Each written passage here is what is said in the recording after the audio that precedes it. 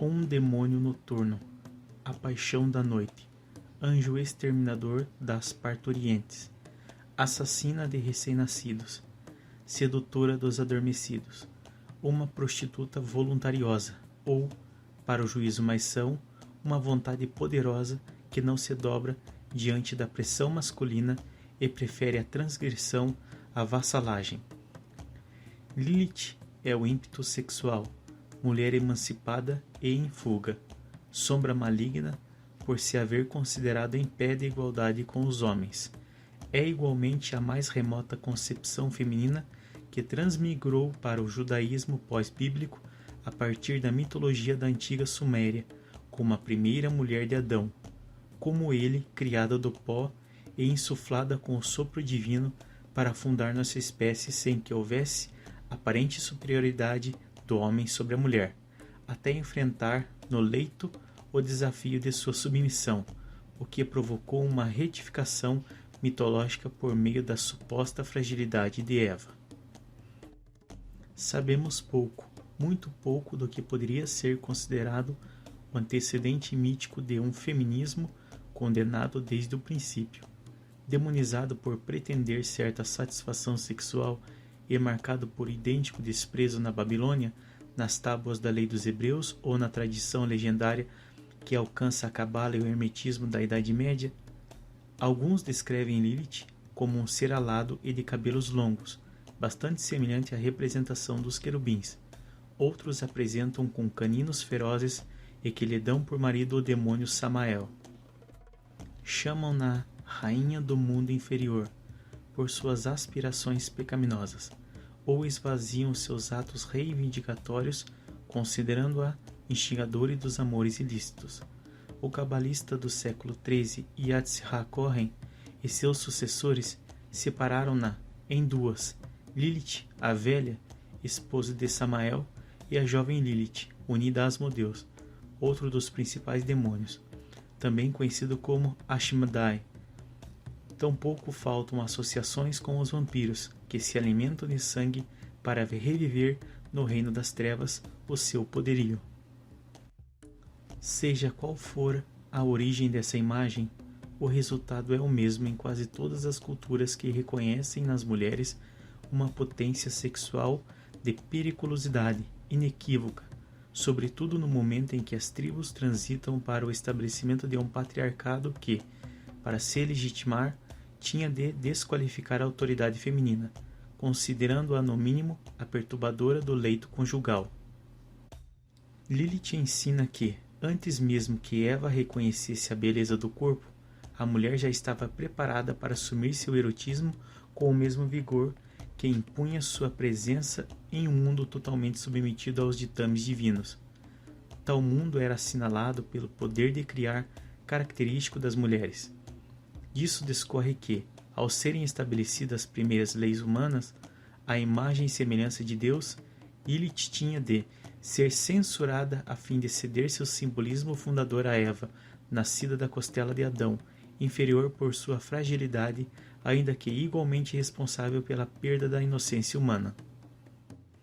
Em geral, as versões coincidem com o registro do século XVII, no alfabeto de Ben Sira, cujos comentários bíblicos aludem à disputa pela igualdade entre Lilith e Adão, que culminaria com a expulsão do Jardim do Éden, evocada no livro de Gênesis. Ao criar Adão, Deus também extraiu a mulher do barro, para que o homem não ficasse solitário sobre a terra, e a chamou Lilith, que na língua suméria corresponde a alento, o sopro divino. Porém, assim que os dois se juntaram, começaram a discutir, pois ela se opunha a permanecer por baixo do homem durante o ato da cópula. Aferrada sua convicção de igualdade, Lilith exigiu de Adão que modificasse sua postura para que ela também desfrutasse do prazer do amor. Indignado, Adão se negou, alegando que era próprio do homem deitar-se sobre a mulher e afirmando que não cederia a seus desejos. Ferida em seu orgulho, Lilith pronunciou o inefável nome de Deus e, enfurecida pela atitude do marido, abandonou-o para sempre. Nós dois somos iguais, disse Lilith, antes de iniciar sua carreira endemoniada. uma vez que saímos do mesmo barro. Não obteve justiça, nem foi atendido por Adão em suas necessidades, motivo pelo qual dessa disputa se originou a primeira cisão do laço matrimonial e as consequentes vinganças mútuas que acabaram por produzir crimes de sangue. Adão queixou-se a Deus e, para satisfazer as demandas de seu servo, a divindade enviou 3 anjos à terra para trazer Lilith de volta ao lar, com a ameaça de que, caso não concordasse, mandaria matar 100 de seus filhos a cada dia. Os mensageiros Senoi, Sansanui e Samangaluf saíram em sua busca pelas planícies, montanhas e rios, até que acabaram por encontrá-la no Mar Vermelho. Ali imploraram a Lilith que concordasse em regressar, que se submetesse aos caprichos de Adão e com sua obediência evitasse a cólera de seu Criador. Como ela persistisse em se opor, os anjos advertiram-na de que recairia de forma inevitável o castigo supremo sobre ela e sobre seus filhos. Humilhada no mais profundo de seu ser, Lilith, ou a primeira Eva, como chamariam indistintamente os intérpretes da Bíblia, jurou vingança, fazendo o mesmo a todos os recém-nascidos que encontrassem sua passagem. Se fossem meninos, podia degolá-los desde o momento de seu nascimento até o 8º dia, contingência coincidente com a data determinada para a cerimônia da circuncisão. No que se refere às meninas, sua ameaça de morte se prolongava até o 20º dia após seu nascimento, o que sugere uma alusão a algum ritual semelhante ou equivalente às múltiplas formas de mutilação feminina ainda praticada nas comunidades muçulmanas até hoje. Seu juramento, contudo, deixou em aberto uma esperança de salvação, pois prometeu não destruir as criaturas que portassem um amuleto com os nomes dos 3 anjos, cuja proteção se estenderia também às mulheres grávidas durante o parto. A ideia de uma mulher boa e outra má, encarnadas por Eva e Lilith, permaneceu até nossos dias, embora recaia também sobre Eva a maldição atribuída a seu pecado de orgulho. E é esse orgulho que congrega todas as superstições vinculadas à sedução feminina e que, através dos mitos, se manifesta a partir do simples desejo de igualdade até os encantamentos da feiticeira que persuade a vontade dos homens por meio de procedimentos ilícitos. A imagem do demônio noturno que desliza para o leito daquele que dorme, incauto é, entretanto, a preferida das religiões modernas. O exemplo de uma instigadora inclinada para o mal é o que melhor expressa os preconceitos que predominaram em relação à função perturbadora das mulheres, eternas responsáveis pelo pecado original que levou os homens a perderem a sua pureza, a se envergonharem do próprio corpo e a atentar contra os ditames divinos, ao aspirarem à imortalidade. Refundida com sua pretensão de igualdade, diz-se que Lilith habita as profundezas dos oceanos desde os tempos imemoriais e que ali é mantida pelos guardiões supremos por meio de reiteradas censuras, a fim de que não volte a perturbar a vida dos homens e de outras mulheres.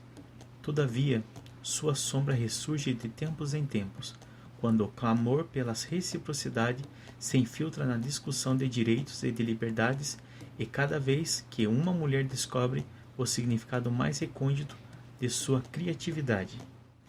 Lilith, porém, não é somente abandonada, sem leito próprio, que viaja pelo mundo em busca de vingança com as mãos tingidas de sangue jovem.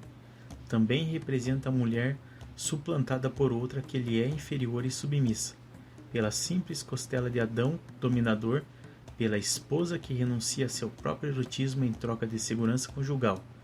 A mão de Lilith é percebida nas brigas matrimoniais, nos desejos insatisfeitos, na separação dos casais, na emancipação frustrada e nos castigos que recaem sobre as mulheres que desafiam as normas sociais.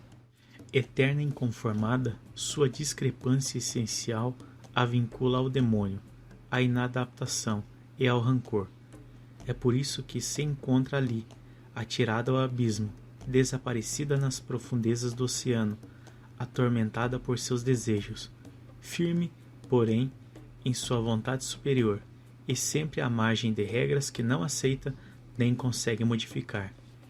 Lilith segue carregando a marca de sua perversão libidinosa, condenada a gerar criaturas demoníacas, seres fantásticos, noturnos como são ela e seus sonhos desastrados. Sempre renovada e infatigável, Lilith se aloja em cada mulher que imagina ser possível a verdadeira equidade, em cada mulher que perturba os sonhos e devaneios dos homens, naquela que menciona o inefável nome de Deus, não para acatar seus desígnios, mas para salientar o alento transformador de sua própria criatividade. Lilith é, por tudo isso, a paixão da noite, a criatura mais temida e o anjo que vaga com a esperança de restaurar a ordem transtornada, apesar de toda a dor e de todo o esquecimento.